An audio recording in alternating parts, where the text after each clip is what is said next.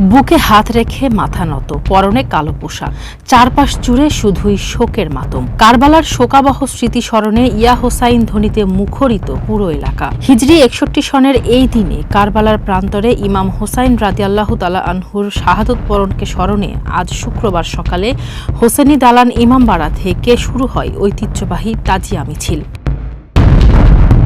মিছিলে অংশ নেন হাজারো মানুষ। নতুন প্রজন্মকে ইসলামের প্রকৃত ইতিহাস জানাতে সন্তানদের নিয়ে এসেছেন অনেকে। মিছিলটি ধানমন্ডি লেকে প্রতীকী বিসর্জনের মাধ্যমে শেষ হবে। সন্ধ্যায় অনুষ্ঠিত হবে বিশেষ মজলিস সামে গরিবা।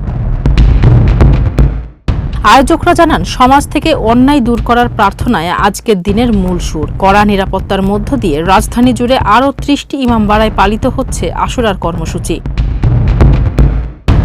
পবিত্র আশুরা উপলক্ষে পুরান ঢাকার হোসেনি দালান থেকে বের হয়েছে শিয়া সম্প্রদায়ের ঐতিহ্যবাহী তাজিয়া মিছিল। ফারজানা হাসিন, মানবকণ্ঠ।